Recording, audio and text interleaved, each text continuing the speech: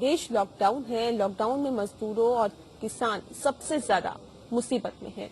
इसी को देखते हुए योगी सरकार ने किसानों के लिए कई उपाय किए हैं। किसानों का ख्याल रखा गया है और साथ ही साथ योगी सरकार ने किसानों के लिए कई राहत दी है। उत्तर प्रदेश में किसानों के लिए क्या कुछ कर रही है योगी सरकार? फसलों के नुकसान पर बीमा कंपनियों के लिए क्या है निर्देश? खरीफ की फसल के लिए क्या है सरकार की तैयारी? किसानों को आधुनिक तकनीक से कैसे जोड़ेगी यूपी सरकार? किसानों तक बीज पहुंचाने की क्या है योजना? इन सभी सवालों का जवाब देंगे यूपी के कृषि मंत्री सूर्य प्रताप शाही। आइए सीधे ले चलते हैं कृषि मंत्री के पास, जहां हमारी संवाददाता नगमा शेख मौजूद है। नगमा। बिल्कुल नेहा, उत्तर प्रदेश की जो अर्थव्यवस्था है वो किसानों पर आधारित है और करीब 65% जनसंख्या कृषि पर आधारित है। ऐसे में उत्तर प्रदेश, जब से कोरोना वायरस का प्रकोप बढ़ा, उत्तर प्रदेश सरकार लगातार किसानों के हित में काम कर रही है। और इस वक्त हमारे साथ सूर्य प्रताप शाही कृषि मंत्री, एक बड़ी जिम्मेदारी है मंत्री जी के ऊपर, मौजूद हैं तमाम मुद्दों पर बात करने के लिए। मंत्री जी, क्या कहेंगे, जब से लॉकडाउन हुआ है किसानों के हित की बराबर बात हो रही है, तो क्या क्या कदम उठाए हैं योगी सरकार ने? देखिए, एक तो किसानों की रबी की फसल तैयार थी और तुरंत हम लोगों ने इस बात का फैसला किया कि किसानों को अपनी फसल कटाई के लिए छूट दिया जाए और साथ में जो कंबाइन हार्वेस्टर मशीनें हैं या रीपर है उनको भी चलाए जाने की अनुमति, या अन्य राज्य के भीतर जो लोग ऑपरेटर थे उनको लाने की, या अन्य जनपदों में थे उनको लाने की हमने अनुमति दी। और खेती का कटाई का काम बहुत तेजी से शुरू कराया गया और कटाई का काम लगभग अब पूरा हो चुका है। एक छिटपुट कुछ खेतों में बाकी है, नहीं तो 100% कटाई का काम पूरा किया जा चुका है। कटाई करने के बाद एक चुनौती थी कि किसानों को उनके कीमत का सही उनके फसल का सही तरीके से भुगतान हो जाए, और इसके लिए प्रदेश के में लगभग 5500 क्रय केंद्र संचालित करने का निर्णय हम लोगों ने किया। पहले 5000 था, लेकिन कोरोना महामारी को देखते हुए किसानों को सुविधा हो सके इसके लिए 500 क्रय केंद्र और बढ़ा दिए गए। हमारी 12 सरकारी एजेंसियां उन क्रय केंद्रों से गेहूं की खरीद कर रही हैं और उसके माध्यम से कल तक जो मुझे जानकारी है परसों शाम तक की 5176 क्रय केंद्र हमारे संचालित हो गए और उसमें 5,19,082 मैट्रिक टन गेहूं की खरीदारी हो चुकी है, यानी 50 लाख कुंटल से ज्यादा की खरीदारी एमएसपी पर, न्यूनतम समर्थन मूल्य पर खरीदा जा चुका है और जिसका कीमत 1000 करोड़ रुपए बनता है। उसमें से 220 करोड़ 92 लाख रुपए का भुगतान भी किसान के खाते में करके और उनको उनके उपज का दाम भी समय से मिल जाए, इसकी व्यवस्था की जा रही है। राज्य के भीतर पीएम किसान सम्मान निधि के भीतर इस अप्रैल महीने में, यानी 1 अप्रैल से लेकर के और आज 30 अप्रैल चल रहा है, इस अवधि के भीतर 2 करोड़ 4 लाख किसानों के 4,30,000 किसानों के खातों में 4,080 करोड़ रुपए से ऊपर की धनराशि गई है। तो यह प्रयास हुआ है कि किसान को गांव में अपने खेती बाड़ी के काम के लिए पैसा की कमी न रहे, और इसलिए जो उत्तर प्रदेश सरकार ने भारत सरकार को अपना डाटा भेजा था, उस डाटे में 2 करोड़ 4,30,000 किसान के खाते में पैसा जाना, यह अपने में एक बहुत बड़ा काम है। और इतना बड़ी धनराशि 4,030 करोड़ रुपए से ऊपर की धनराशि वहां पर पहुंची है। तो इस तरीके से किसान को नकदी का भी वहां पर कमी नहीं है। साथ साथ में जो खरीफ की फसल के भीतर जो इन किसानों को क्षति हो गई थी और जो प्रधानमंत्री फसली बीमा योजना के भीतर थे, ऐसे 4,92,000 किसानों के खातों में 558 करोड़ 40 लाख रुपए हम लोगों ने मार्च और अप्रैल महीने के भीतर भेजे हैं। तो उनको भी उनके क्षतिपूर्ति की अदायगी करके उनके समाधान के रास्ते निकाले गए हैं। अब तक जो है वो प्रदेश के भीतर गन्ना किसानों का भी, हमारी 81 चीनी मिलें आज की भी तारीख में चल रही हैं और हमारे मुख्यमंत्री योगी आदित्यनाथ जी ने इस बात को कहा है कि जब तक खेत में गन्ना होगा तब तक चीनी मिलें चलेंगी और गन्ना पेराई करने के बाद ही वो बंद होंगी। आज भी राज्य में 81 चीनी मिलें हमारी चल रही हैं और गन्ना किसानों की समस्या को समाधान निकालने के लिए उनके गन्ने की पेराई के पूरे बंदोबस्त किए गए हैं। हमारे कोल्हू और खादी को भी चलाए जाने की इजाजत हम लोगों ने अप्रैल की शुरुआत में ही कर दिया था, जिससे कि गन्ना किसानों के सामने कोई कठिनाई न हो। और मुझे जो जानकारी है, परसों तक 17,000 करोड़ रुपए का पेमेंट भी चालू वित्तीय वर्ष में जो गन्ना पेराई सीजन है इसके भीतर 17,000 करोड़ रुपए से ऊपर की धनराशि का भुगतान गन्ना किसानों को किया जा चुका है। मंत्री जी, बेमौसम बारिश और ओलावृष्टि से जो नुकसान हुआ है, इससे बीमा कंपनियों के क्या दिशा निर्देश दिया?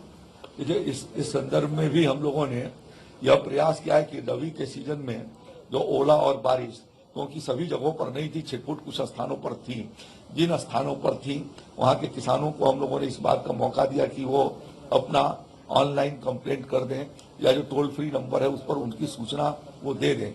और इस प्रकार से 78,917 किसानों का आवेदन हम लोगों को प्राप्त हुआ, जिसमें से 62,097 किसानों का मौके पर जाकर के निरीक्षण हो चुका है और उसमें से 3,294 किसानों को 3 करोड़ 36 लाख रुपए तक का भुगतान परसों शाम तक किया जा चुका है।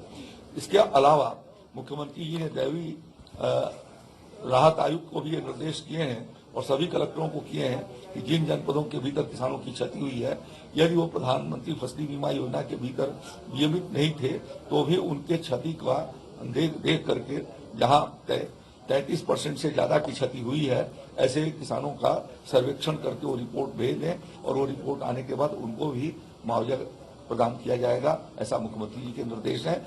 जो ओले या आदि की वजह से जिन लोगों की मौत हो गई, ऐसे लोगों को 4-4 लाख रुपए उनके घरों पर जाकर के जिला प्रशासन ने चेक के माध्यम से उनके खातों में उसका भुगतान करा दिया है। आधुनिक तकनीकी से किसानों को कैसे जोड़ेगी योगी सरकार? देखिए, इस समय हम लोगों ने ये व्यवस्था बनाई कि राज्य स्तर पर जितने हमारे अधिकारी हैं एक व्हाट्सएप ग्रुप बना लें और जितनी भी योजनाएं हमारी चल रही हैं उसमें जितने भी कृषि और कृषि के अलावा जो हमारे सहवर्ती एलाइड डिपार्टमेंट है, सबका एक व्हाट्सएप ग्रुप बना करके एक दूसरे की योजनाओं का और तकनीकी का आदान प्रदान करें, जिससे कि योजनाओं का क्रियान्वयन समुचित प्रकार से ठीक तरीके से उसका अमली जामा दिया जा सके। इसी तरीके से हमने अभी वीडियो कॉन्फ्रेंसिंग से 3 दिन पहले अपने सारे डिप्टी डायरेक्टर्स को निर्देशित किए हैं कि जिला स्तर पर भी इसी तरीके से एलाइड डिपार्टमेंट के सभी अधिकारियों के साथ एक ग्रुप बनाया जाए और जिनके माध्यम से जितनी भी योजनाएं चलने वाली हैं उनकी जानकारी उनको भी दी जाए और उनके विभाग की भी जो जानकारियां हैं वह हम किसानों के तक उसको पहुंचा सकें।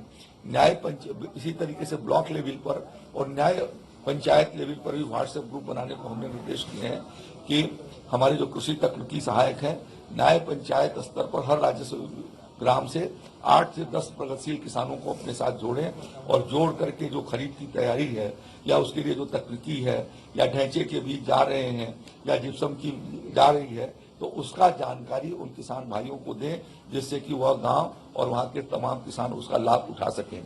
हम लोगों ने अपने खरीफ की तैयारी की दृष्टि से भी अपनी तैयारी शुरू कर दी है और अभी उसकी 3 दिन पहले हमने समीक्षा बैठक रखी थी और हमने ये व्यवस्था किया है कि प्रदेश के भीतर गत वर्ष की तुलना में इस वर्ष जो है वह धान की खेती पिछले साल 76,57,000 हेक्टेयर में हुई थी, इस साल उसको बढ़ा करके 79,17,000 हेक्टेयर में हमने करने का कहा है और सारा जो खरीफ है जिसमें दलहन और तिलहन दोनों शामिल हैं, कुल मिलाकर के गत वर्ष जो है 2019 में हमारी खेती 89,82,000 हेक्टेयर में हुई थी।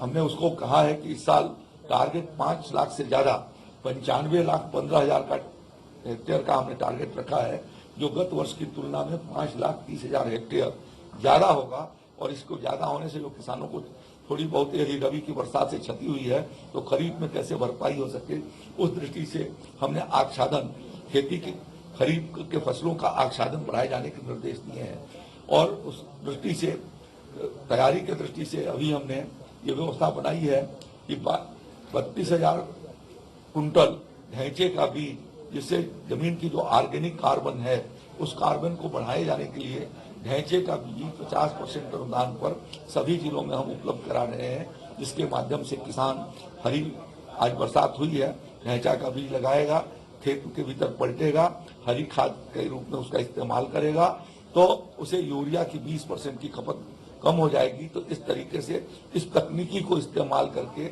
नाइट्रोजन हरी खाद से लिया जा सकता है। और साथ साथ में यदि उन्होंने ढैंचे के बीज तैयार किए तो हमारा राज्य विकास निगम भी उन ढैंचे के बीज को खरीदने का काम करेगा और ढैंचे की कीमत भी उनको दी जा सकेगी। इसी तरीके से 24,000 मीट्रिक टन हमने जो है वो जिप्सम पहुंचाने का लक्ष्य तय किया है कि जून के पहले जब धान की रोपाई शुरू होती है, 15 जून से शुरू होती है, तो उस समय जिप्सम लोगों तक पहुंच जाए। उसके तैयारी के लिए यूपी एग्रो और उत्तर प्रदेश जो कृषि मंडी परिषद है उन लोगों को हमने कहा है कि आप लोग बैठ करके और इसकी योजना बना करके ढैंचे के बीज को पहुंचाने की दृष्टि से आप व्यवस्था करें।